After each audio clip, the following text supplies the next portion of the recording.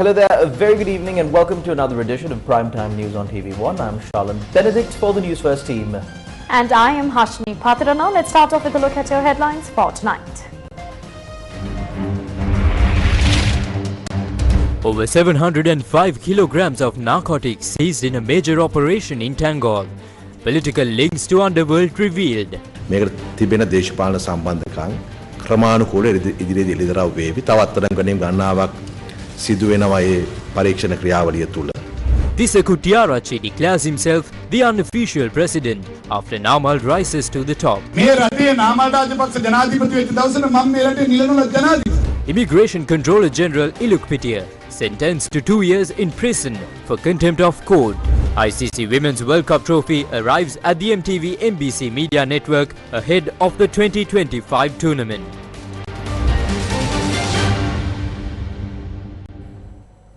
On to those stories in detail now.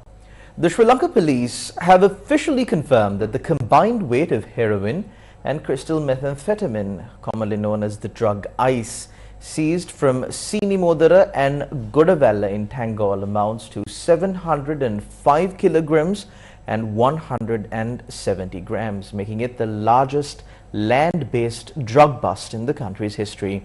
According to investigators, if trafficked, the narcotics could have generated an estimated 10 billion rupees in street value for the smugglers. Meanwhile, Sampath Manamperi, who was arrested on drug-related charges, has been remanded until the 26th of September. In addition to making several arrests of suspects linked to large-scale drug smuggling, there have been several large stashes of drugs that were seized by the police during the past few weeks. The discovery of two deceased individuals inside a house in Sinimodara, Tangol led to the unearthing of a massive narcotics operation. The drugs were found in two lorries parked near the house and another lorry located approximately 1.5 kilometers away in Godavalla. The narcotics had been meticulously concealed within these vehicles. Inside the Sinimodara residence, two individuals were found dead. A third person, reportedly present at the scene, died later after being hospitalized. Who owns these drugs? According to police investigations, the large drug consignment discovered yesterday is suspected to belong to a known organized criminal figure named Unakurwe Shantha, currently believed to be residing in Dubai. Investigators suspect the drugs were trafficked by sea from Iran or Afghanistan to Sri Lanka's southern coast, where distribution operations were initiated. Who were the deceased? One of the deceased has been identified as Tusita Kumara, a 50-year-old resident of Vitarandenia. He had rented the Sinimodara house and property approximately 7 months ago and had since constructed a perimeter wall around it. Police suspect Tusita Kumara may have been the local coordinator of the drug trafficking operation. The other two deceased individuals have been identified as Dinuka Lakshan and Kavit Kalhara, both residents of Ambalantota. Cause of death. As of this afternoon, post-mortem examinations were underway. Police suspect all three deaths may be homicides, though the exact causes and circumstances remain under investigation. A coastal location near Sinimodara was also inspected today based on intelligence, suggesting it had been used for offloading narcotics. Evidence of alcohol consumption was found at the site. Police arrested two sons of the deceased Tusita Kumara this morning. One of them had reportedly informed authorities that his father had been hospitalized and the two individuals had died inside the house. Police are also investigating a reported altercation involving the two sons and others near the Sinimodara residence. Both were hospitalized due to injuries sustained during the incident and were taken into custody while receiving treatment. Additionally, a suspect found near the location where the drug-laden lorry was discovered has also been arrested. What are the details of the drug haul? By early morning today, police had completed weighing the narcotics. The total weight was confirmed to be 705 kilograms and 170 grams, comprising 284 kilograms and 410 grams of heroin and 420 kilograms and 760 grams of crystal methamphetamine. In addition to the drugs, police recovered 5 modern revolvers and a T-56 assault rifle. The 3 lorries used to transport the drugs are now in police custody. Their owners were brought to the police stations in Meetiagoda, Mount Lavinia and Alpitia. The suspects from Mitiagoda and Alpitia were later transferred to the Beliata police for further investigation. The suspect from Mount Lavinia was presented before court and remanded for 7 days pending interrogation. Is there a link between Manamperi and the Tangol drug haul? Police have not yet confirmed any direct connection between Sampath Manamperi and the massive drug haul uncovered yesterday. Manamperi, a former Sri Lanka Podujana Peramuna local council candidate, is currently in detention and being interrogated over suspicions of involvement in organised crime, including drug trafficking, alongside individuals such as Gehel Badara Padme and Bako Saman. A large quantity of suspected crystal methamphetamine and precursor chemicals believed to be used in drug production were previously discovered on land owned by Manamperi's family in the Middenia. Following his arrest, police recovered several firearms and ammunition from another location he had visited. Among the weapons were items marked with the initials KPI. What is KPI? The initials KPI were previously found on several bullets recovered during the investigation into the murder of Surendra Vasanta Pereira, also known as Club Vasanta, which occurred on the 8th of July last year. Investigators at the time linked the initials to Kanjipani Imran, a known organized criminal figure. Imran, who operated out of Maligawata in Colombo, was arrested in Dubai alongside Markandre Madhush, but later escaped custody after being repatriated to Sri Lanka. During the investigation into Club Vasanta's murder, the owner of the tattoo studio where the incident occurred told police that the crime was orchestrated by Lokupati and Unakurve Shanta. Notably, Unakurve Shanta has now been named as the suspected owner of the massive drug consignment seized in Tangol yesterday. In May this year, Sujiva Ruan Kumara, alias Lokupati, was arrested in Belarus and extradited to Sri Lanka. He reportedly confessed that the murder of Club Vasanta was carried out at the request of Kanjipani Imran. According to Lokupati's statement, the motive behind the killing was a financial dispute.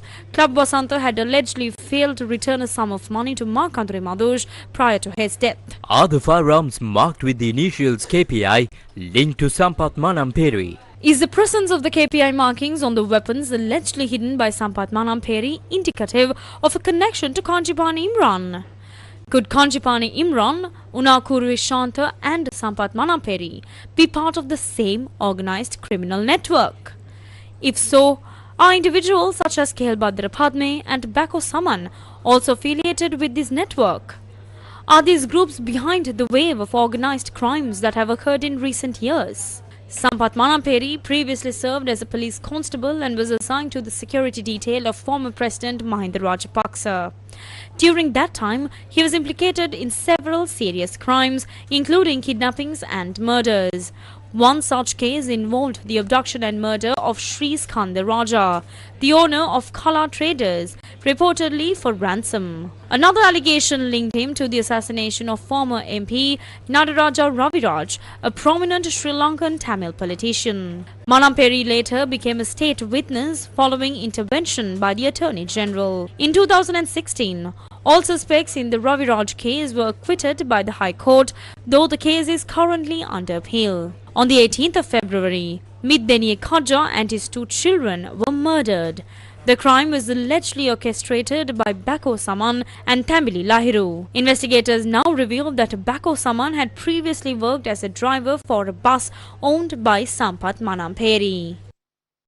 What are the connections between organized crime syndicates and politicians? Cabinet spokesperson Minister Dr. Narendra Jayatissa stated that political links with criminal gangs will be systematically exposed.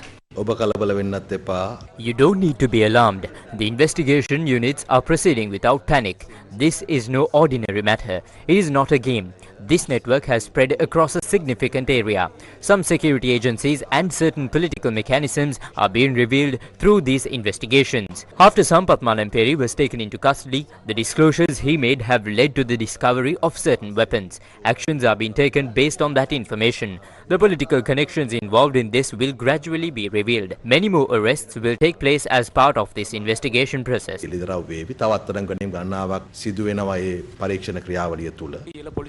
මේකට සම්බන්ධ නැද්ද? මම ඔය ප්‍රශ්න ඔබතුමාගෙන් පුන පුනා ආන්නේ. මොකද දකුණු පළාත මීට කලින් බාරව තිබුණේ එක්තරා හිටපු පොලිස් මාධ්‍ය ප්‍රකාශකවරයෙක්ට. එතුමා පොලිස් මාධ්‍ය ප්‍රකාශක තනතුරට එන්නේ ASP විදියට. නමුත් අවුරුදු 4ක වැනි කෙටි කාලයක් තුල එතුමා සීනියර් DIG වෙනවා. ඔබට පේනවා ඇති මේ විමර්ශන. You must have noticed how this investigation is unfolding.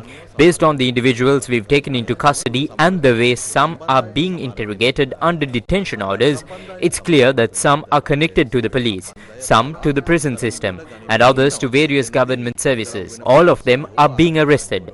Whether it's the police intelligence services or prison officials, everyone is subject to the law. නීති ක්‍රියාත්මක වෙනවා. Have you ever heard of an unofficial president in Sri Lanka? Speaking at a party meeting in Mihintale recently, former Sri Lanka Potujana Peramuna parliamentarian Tissa Kuttiarachchi said that when Namal Rajapaksa becomes the president, he will be the unofficial president. Now, the former MP expressed his displeasure that the organisers had failed to gather the expected crowd for the meeting. It wasn't just someone who came here, it was the district leader that came. After him, only Namal Rajapaksa has to come here. So if the 6 MPs at a meeting like that can't talk to the organizer and figure out what to do 2 or 3 days before the meeting and make that commitment, what is the value of parliamentary seats we fought to get? When Namal Rajapaksa becomes the president of this country, I will be the unofficial president. I'm his closest friend and confidant. I can't just go and ask him to give me this or that. But when we win the Anuradhapura district with the highest percentage of votes in Sri Lanka, I will only have to go and tell him that the people of Anuradhapura stood by you. So now you have to take care of the people of Anuradhapura. Finally, I want to tell the MPs to work on this.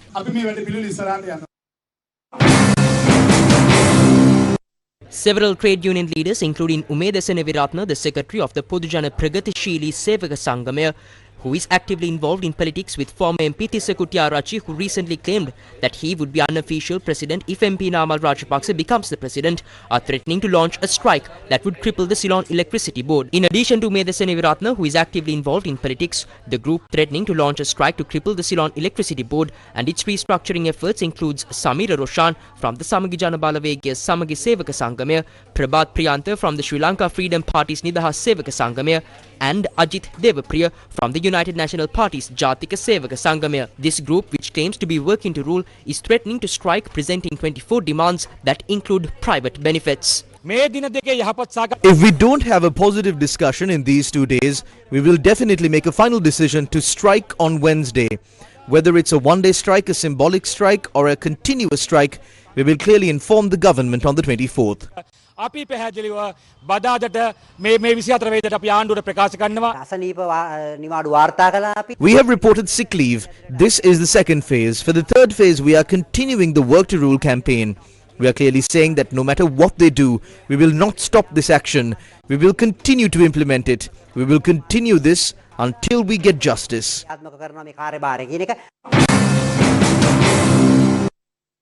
The general manager of the Ceylon Electricity Board has issued a circular cancelling all leave for CEB employees until further notice. This decision was made to ensure a continuous supply of electricity to the public, given that the trade union action by this group against the CEB's restructuring process is still ongoing for the 19th day today.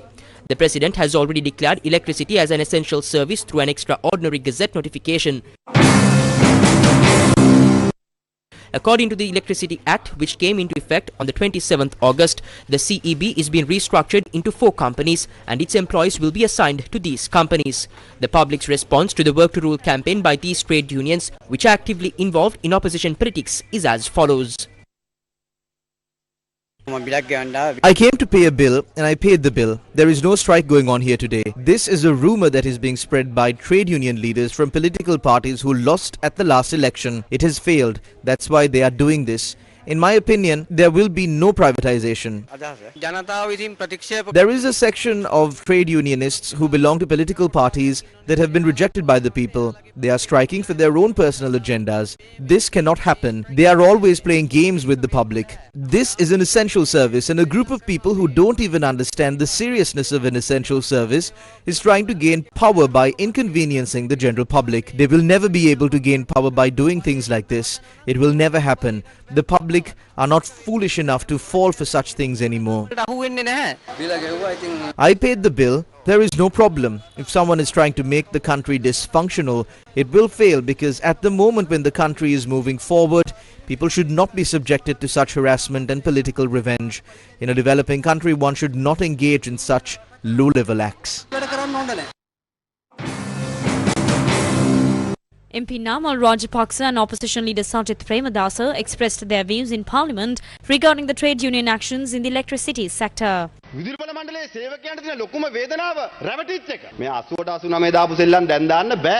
greatest pain felt by the employees of the electricity board is that they've been deceived. The political games played in 88 and 89 can't be repeated now. The era of intimidating people with threats, showing them courts, prisons and police to get things done is over. You can't do politics by instilling fear anymore. So if you think you can scare people and use that to bring a government to power, that won't work. These are the same people who once put their children on the line to fight for their rights. Now they are coming to advise trade unions.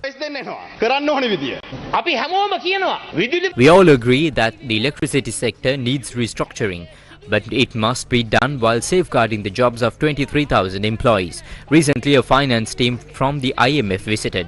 Minister Kabir Hashim can confirm. We told the IMF directly, yes, restructuring is necessary, but it must be carried out in a way that protects the employment of all 23,000 workers.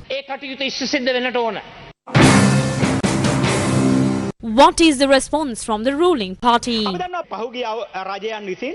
Previous governments already divided the electricity board into 12 segments and initiated a plan to privatize some of them, even passing legislation to that effect. To stop that, we introduced a new law and restructured the board into 5 companies, all fully state-owned. This new law was passed recently in Parliament. When we passed this law, it clearly stated that all benefits and entitlements currently enjoyed by the electricity board employees must continue unchanged even after they are transferred to the new companies. So there's no need to renegotiate these matters. If any employees are unwilling to join the new companies, they can opt for voluntary retirement. However, the compensation for voluntary retirement has been capped at 500,000 rupees. The 15th demand from the unions is to increase this cap. They've submitted a formula for that, but when we calculated it, meeting their demand would cost an additional 200 billion rupees in compensation. Now, the issue is this. Electricity tariffs have always been a topic of discussion in Sri Lanka. Our government's policy is to reduce generation costs on one hand and provide relief to consumers on the other, because our industrial and economic sectors cannot bear such high electricity costs. If we remove the 500,000 rupee cap as requested, the burden of that 200 billion rupees will fall on the innocent consumers of this country.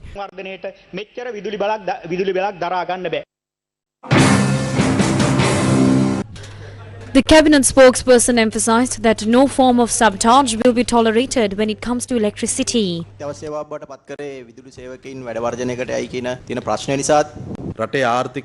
At a time when the country's economy is just beginning to breathe again, the government is not prepared to allow a strike in the electricity sector that could destabilize the economy and jeopardize the opportunities we've worked hard to create. This decision was made in the interest of the people. Ensuring uninterrupted electricity supply is a responsibility of the government, and we will take all necessary steps to fulfill that duty. අකණ්ඩ සැපයීමක් සාතික කරන එක රජයේ වගකීමක්. ඒ වෙනුවෙන් ගන්න පුළුවන් ක්‍රියාමාර්ග අපි ගන්නවා. ඉදිරියේදී කඩාකප්පල්කාරී වැඩකට ගියොත් ඒකට මුහුණ දෙන්න ආණ්ඩුව සූදානම්ද?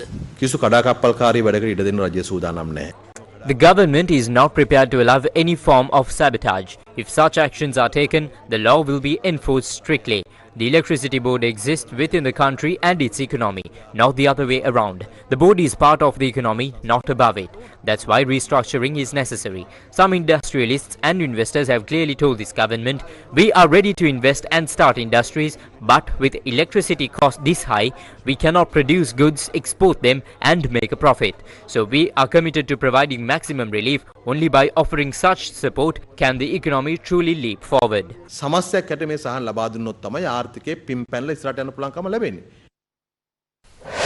News First with the people. The Supreme Court today sentenced former Controller General of Immigration and Emigration Harsha Ilukpitiya to 2 years of imprisonment for contempt of court. Now, this is in relation to his failure to comply with an interim order from the Supreme Court related to the issuance of electronic visas during the previous administration. The three-judge bench of the Supreme Court, comprising of Justices Yasantha Kodagoda, Janak De Silva and Arjuna Obesekara, handed down the sentence after Harsha Ilukpitiya pleaded guilty to the charges unconditionally. On the 2nd August of last year, the Supreme Court issued an interim injunction preventing the implementation of a cabinet decision to hand over the electronic visa issuance process to two private companies during the previous government. The injunction was issued after the Supreme Court granted leave to proceed with fundamental rights petitions filed by then members of Parliament Patali Champika Ranawaka, M.A. Sumandiran and Rauf Hakim. The Supreme Court ordered the then Controller of Immigration and Emigration to revert to the old system for issuing electronic visas. Subsequently, the petitioners filed a charge sheet against Harsha Ilukpitiya, the former Controller of Immigration and Emigration, under the Contempt of Court, Tribunal or Institution Act No. 8 of 2024, alleging that he had committed contempt of court by failing to implement the interim injunction. When the charge sheet was read out in open court, the respondent, Harsha Ilukpitiya, initially pled not guilty to the charges. However, the Deputy Commissioner in charge of Technical Affairs at the Department of Immigration and Emigration, who testified, stated that the respondent, the then Controller of Immigration and Emigration, had not instructed him to revert the old system for issuing electronic visas as ordered by the Supreme Court. After considering these facts, on the 25th of September, the Supreme Court issued an order to remand Harsha Ilukpitiya until the conclusion of the case against him.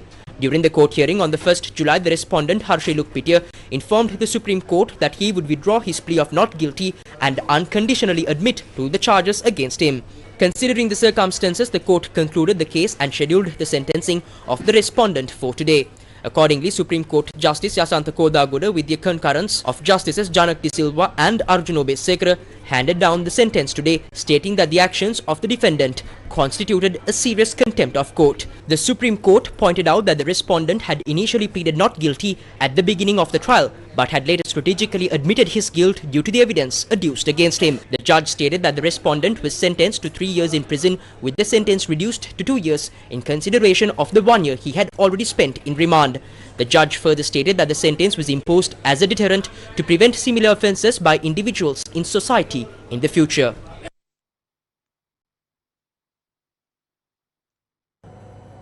The excitement surrounding the ICC Women's Cricket World Cup 2025 reached new heights as the Carter Trophy made a special appearance at the MTV-MBC head office today. Now, the visit marks a symbolic moment in the lead-up to the global tournament, igniting enthusiasm among fans and media alike. The World Cup officially kicks off on the 30th of September with teams from across the globe set to compete for the prestigious title. The prestigious ICC Women's Cricket World Cup trophy made a grand entrance at the MTV-MBC network head office, marking a proud moment for Sri Lanka as excitement builds ahead of the 2025 global tournament. The trophy, which will be awarded to the winning team of the upcoming ICC Women's World Cup, was brought to the MTV-MBC network premises by members of the Sri Lanka women's national cricket team, Harshita Samaravikrama, Vishmi Gunaratna and Tharuka Shehani, accompanied by Upul Navaratna Bandara, head of marketing at Sri Lanka Cricket. A large crowd, including schoolgirls and young female cricketers, participated in the event, adding vibrant energy and enthusiasm to the occasion. This symbolic visit celebrates MTV-MBC Network's official domestic broadcast rights for the 2025 ICC Women's World Cup, positioning the network at the forefront of cricket coverage in Sri Lanka. 52% of our people are women. The heart of that majority are women is, I think, an incredible blessing. I don't want to mansplain the importance of women, but I think it's also right to say that we've not given women their right place. We think that women should be the front and center of our nation's progress, and cricket and sports is a fantastic way, because cricket, the only way to make it to the team is to be good at it, to have the skill. And if you're good at something, if you have the skill and if you have the talent, you can make it into the team. It's not based on your family background, your race or your religion. And I think that's a real unifying factor. The Sirasa Media Network or the Maharaja Media Network could have achieved by itself. we absolutely had to work with the ICC and Sri Lanka Cricket to bring this trophy to Sri Lanka, to win the rights to broadcast this fantastic event in Sri Lanka. And so our deep appreciation on behalf of CMG goes to both the ICC and Sri Lanka Cricket as we embark on this journey. අපි කෝ වෙනුවක් විදිහට අපිට අඩුම ගානේ matches 11ක් මෙහි පවත්වන්න ඉඩ කරලා තිනවා. අපේ ළමයි ටික ඉතාම හොඳ සූදානම්කින් ලෑස්තිකින් ඉන්නේ. මම හිතන්නේ අපිට ඉතාම හොඳ අවස්ථාවක් තියෙනවා මේ කුසලනේ ගේන්න. ඔබගේ ආයතනයත් අපිට සෑහෙන ධෛර්යයක් වෙලා තිනවා. ඒ කියන්නේ හැමදාම මම හිතන්නේ අපිට ඉතාම හොඳ අවස්ථාවක් තියෙනවා කුසලනේ ගේන්න. Taking a photo with the World Cup trophy is no easy task. It is a rare and special moment that many were eager to capture. The ICC Women's Cricket World Cup, co-hosted by India and Sri Lanka, will feature 8 international teams competing for the title. Tomorrow evening, the World Cup trophy will be on public display at Nelum Kulana, Colombo from 4 p.m. to 8 p.m, offering fans another chance to witness cricket's most prestigious prize up close. Newsfirst, main sponsor. A trusted place for your fixed deposits. Valuable FD, 10.25% for 15 months, 11% for 24 months. Valuable FD, the symbol of stability. Sri Lanka's export sector is experiencing a strong recovery. Sri Lanka's export sector has shown a significant rebound, with the Export Development Board and the Ministry of Industry and Entrepreneurship Development reporting a notable surge in performance for August 2025. From January to August 2025, the country generated $11.6 billion in export revenue, marking a major milestone in its post-crisis economic recovery efforts. According to official data, exports in August alone grew by 6.61% compared to the same month last year, signaling renewed momentum. The government is moving to streamline digital services in Sri Lanka. The Sri Lankan government has approved the development of a government super app, a unified digital platform designed to provide citizens with seamless access to a wide range of government services. The initiative aims to eliminate the fragmented and repetitive processes currently faced by the public when interacting with various government departments.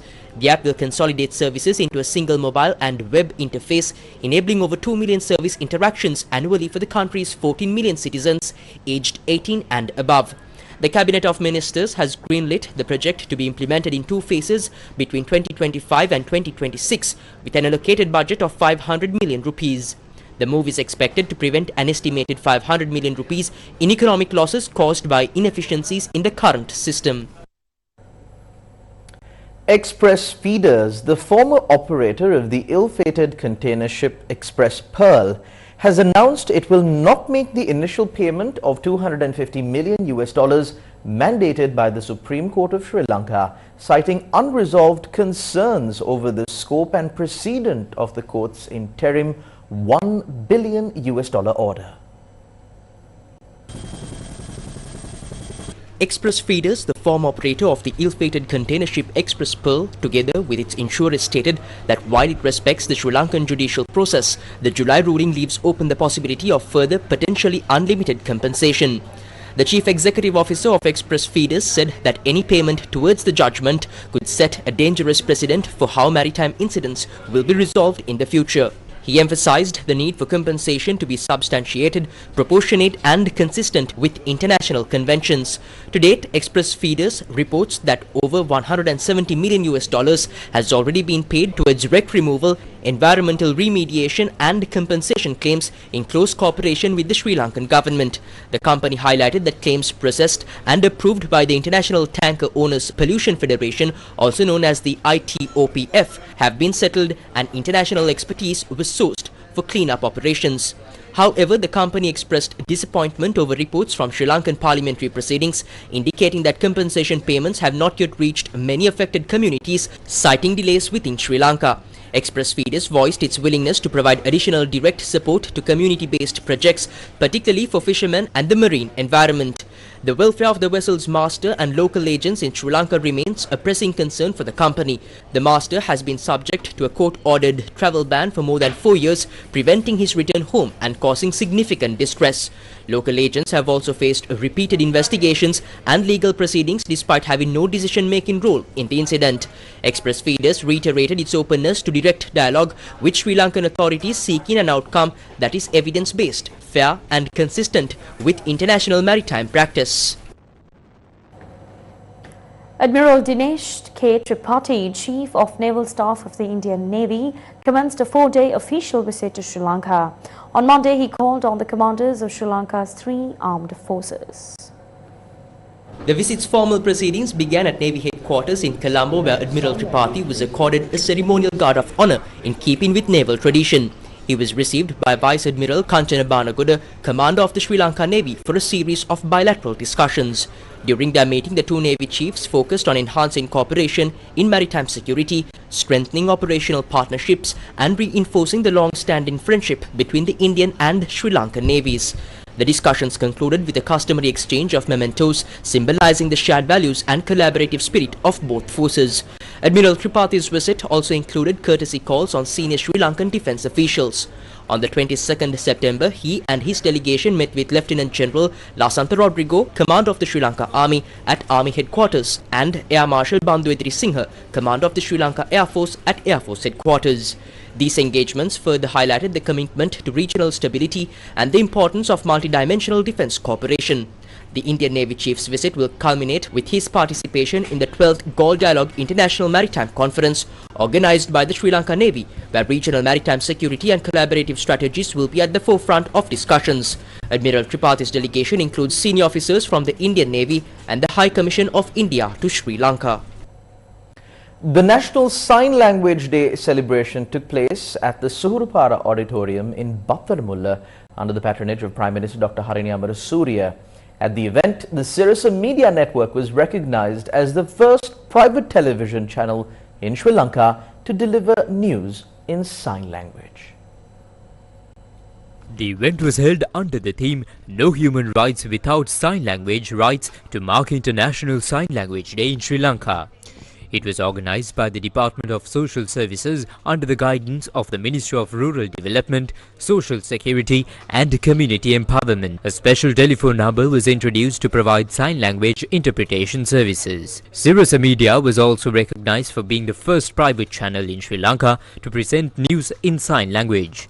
The award was accepted by the Newsfirst news manager of Sirasa TV, Omaya Kovilagodage, on behalf of Sirasa TV Newsfirst.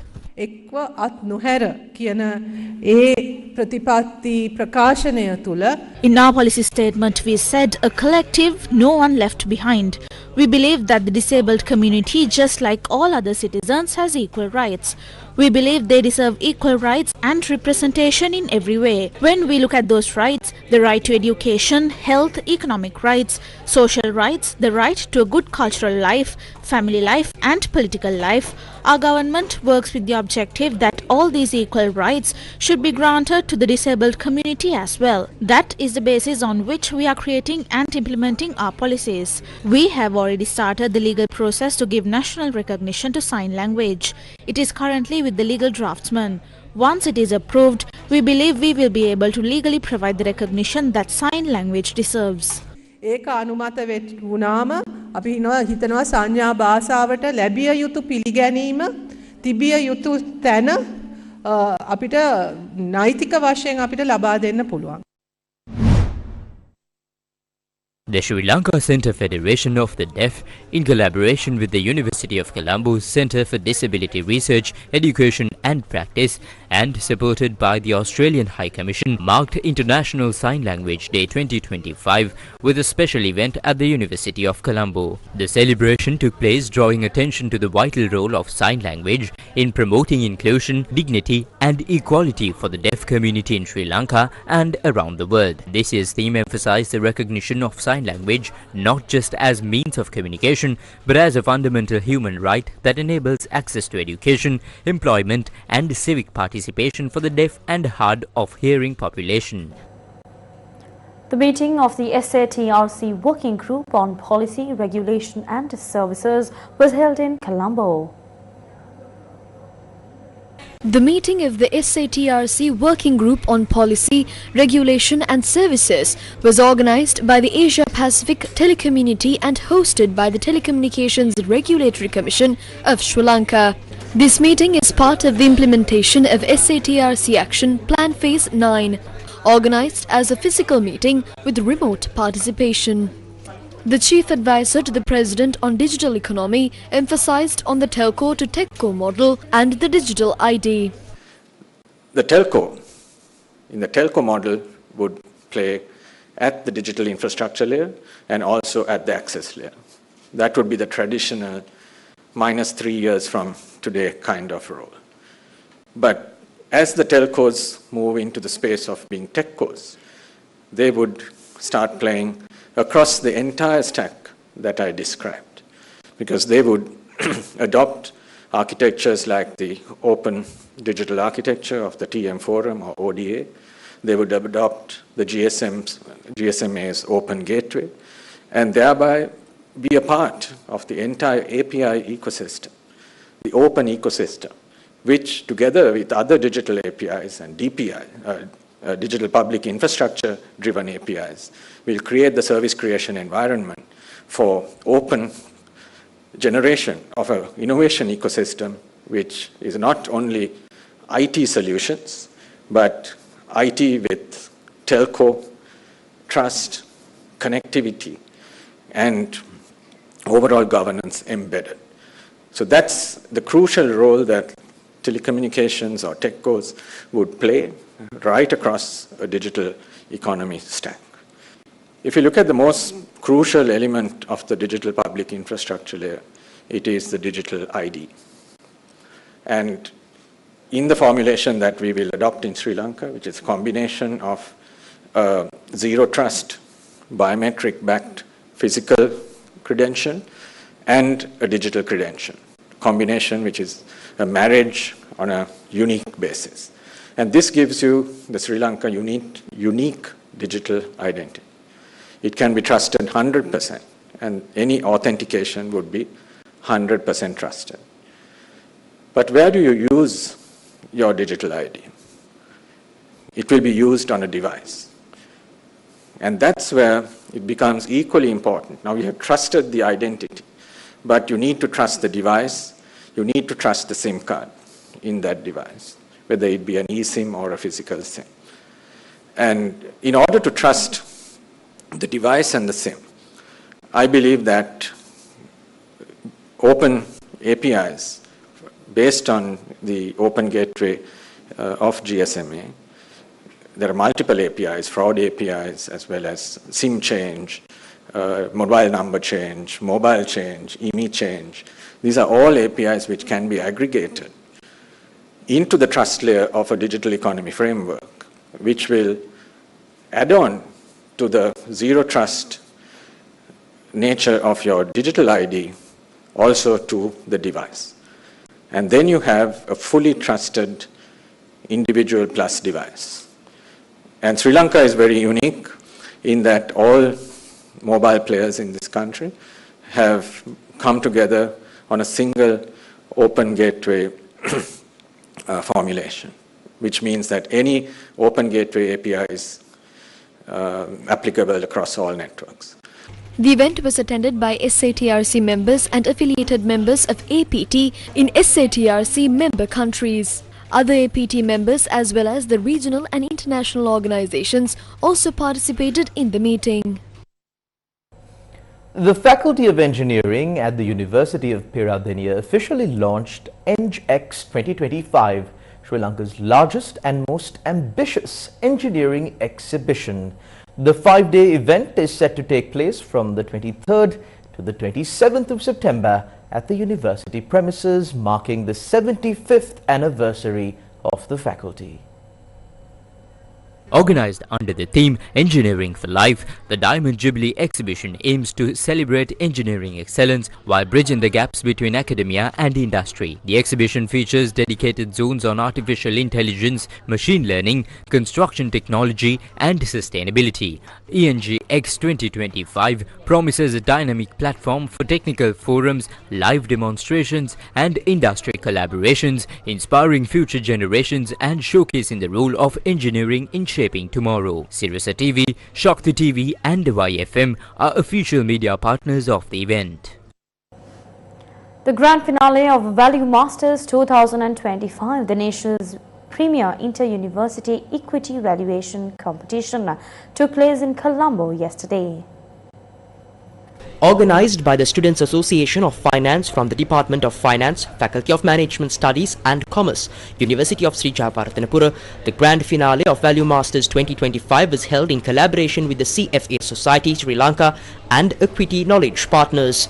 The event was attended by Vice Chancellor of the University of Sri Jayawardenepura Senior Professor Padmalal M. Manage, Acting Dean of the Faculty of Management Studies and Commerce, Professor Dileepa Samudrage, President of CFA Society Sri Lanka Rashmi Piris Paranavithana, and Chairman of the Securities and Exchange Commission of Sri Lanka, Senior Professor Harendra Disabandara, along with many other prominent figures in the financial sector. After weeks of intense competition, top-performing university teams battled it out in the grand finale, presenting their insights before a panel of industry experts and academics. The event culminated with an award ceremony, recognizing and celebrating the champions of this national-level financial showdown. Value Masters 2025 brings together the brightest young minds from across the country, providing a dynamic platform for undergraduates to demonstrate their financial acumen, critical thinking and equity valuation expertise. A panel discussion on South Asia's changing democratic landscape and the role in civil society was held in Colombo yesterday. The eminent South Asian speakers included Hilna Jilani from Pakistan, Dr. Roshmi Goswami and Dr. Saida Hamid from India, Kanak Mani Dixit from Nepal and Sultana Kamal from Bangladesh. The event was moderated by Dilrukshi Handunetti. This panel discussion focused on the recent uprisings and democratic trends across South Asia. The discussion featured the three mass uprisings led by youth in Sri Lanka, Bangladesh and recently Nepal, which brought about regime changes, which were driven by demands of the citizens, including reducing government wastage, eliminating corruption and abolishing nepotism in politics. The event also saw the launch of South Asian Council for Human Rights. The council will consist of eminent individuals from across South Asia who would effectively engage on common human rights issues across the region to represent a strong and credible voice of the people of South Asia.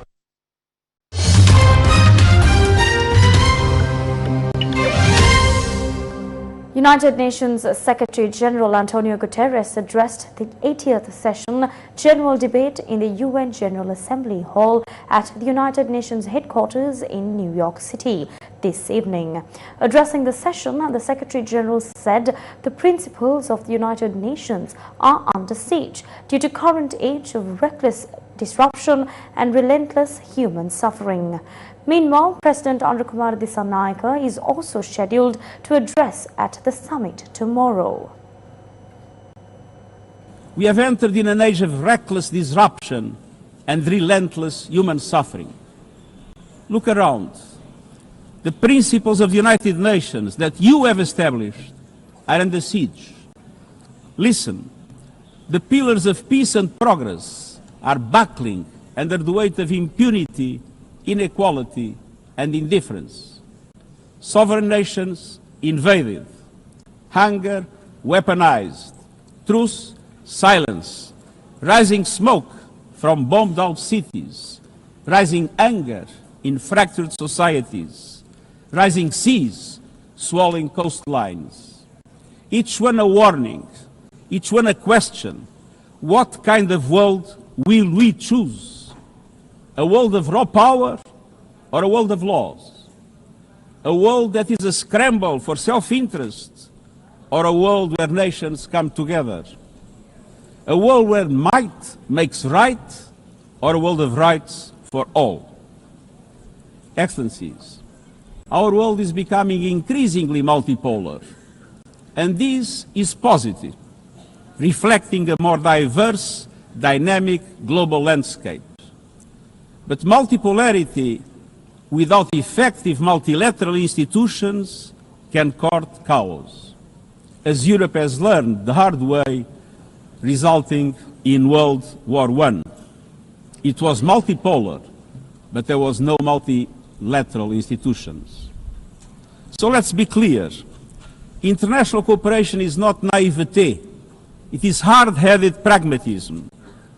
In a world where there is leap borders, isolation is an illusion.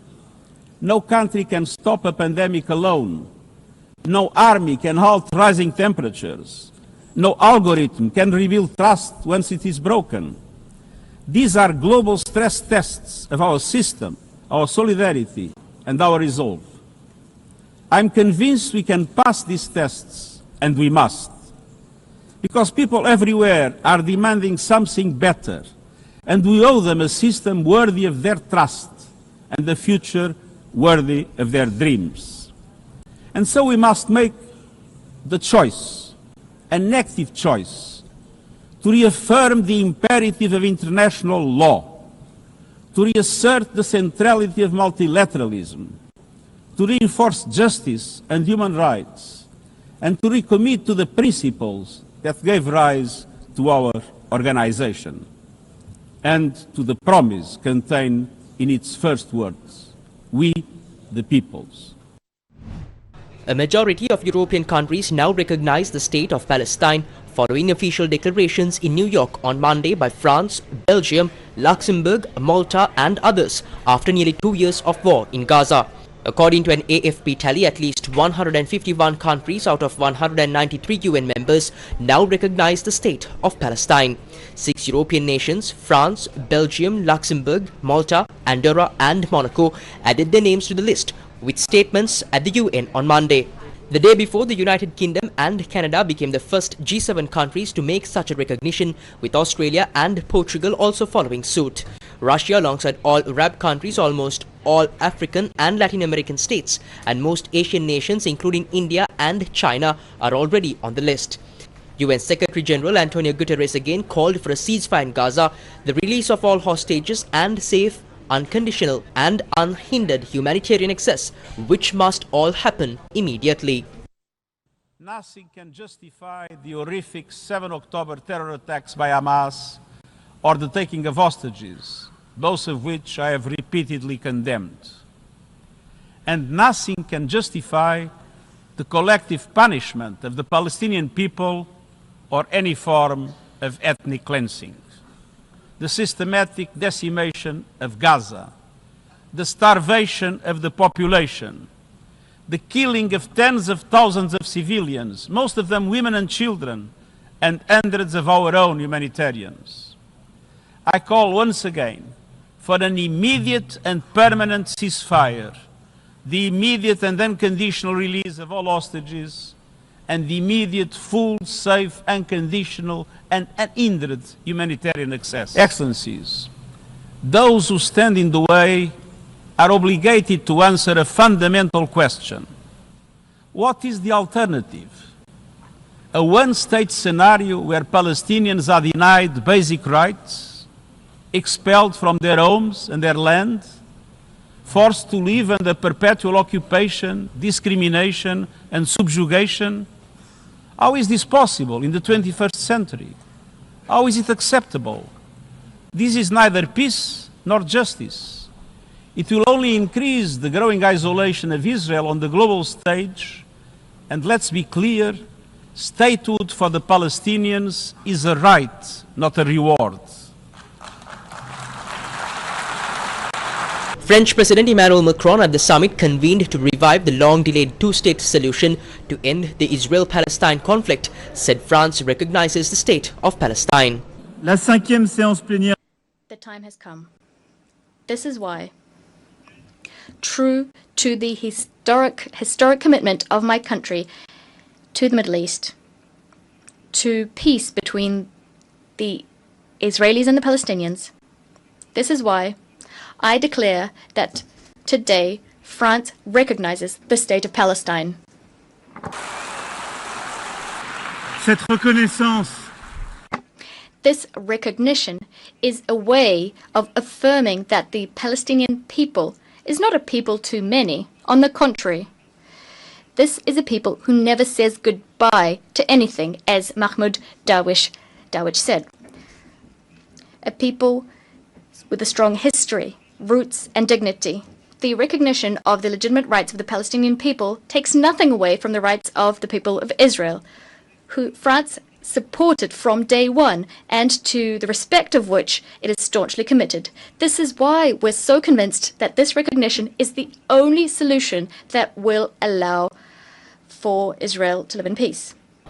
A series of microphone failures at the United Nations has disrupted high-profile speeches by world leaders including Turkey's president, Canada's prime minister and Indonesia's president, drawing attention during a sensitive debate on the Gaza genocide and Palestinian statehood. Indonesian President Prabowo Subianto was cut off mid-speech as he discussed plans to send peacekeepers to Gaza. His microphone went silent, leaving the interpreters struggling to continue. The audio feed resumed after several seconds, but the interruption came at a critical moment. Hours earlier, Turkish President Recep Tayyip Erdogan faced a similar glitch while addressing the assembly. The most dramatic failure occurred on Monday when Canadian Prime Minister Mark Carney announced his country's official recognition of the State of Palestine. Apologies. I cannot hear the President. I lost his voice. Apologies, ladies and gentlemen. This is the interpreter speaking. I cannot hear the President. His voice is gone. We are willing to provide peacekeeping forces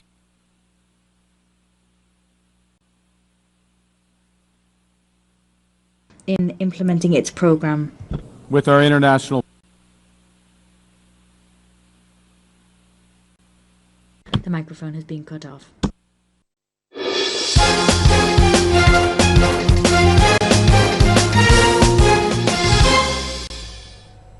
Sri Lanka takes on Pakistan in its decisive second match of the Super 4 stage of the 2025 Asia Cup T20 tournament. According to the Super 4 points table, Sri Lanka currently holds third place while Pakistan is placed fourth. All matches can be watched live on TV1 and streamed live via www.sirasatv.lk.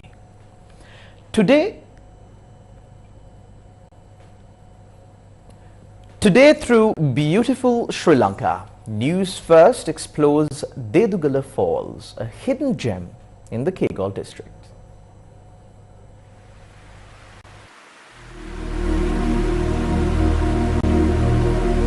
A captivating journey awaits in the Kegal district, leading you to the mesmerizing region of Dedugala. This area's magic is amplified by a string of stunning waterfalls you'll discover along the way. To reach a truly breathtaking sight, you will have to venture about 300 meters down a jungle path that branches off the road to the Kalupahana mini hydropower plant. There, hidden from the main path, is the enchanting Nalanganala, or Dancer's Waterfall. This unique creation of nature is fed by the Ritiga oil and cascades gradually from a height of 40 meters, a view that is sure to steal your heart.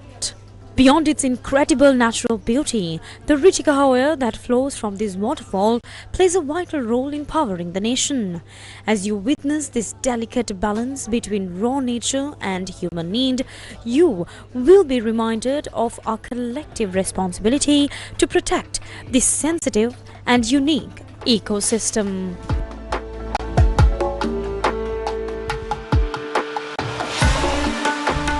Beautiful Sri Lanka. And that's a wrap of Primetime News on TV1 for tonight. Thank you for watching. Good night.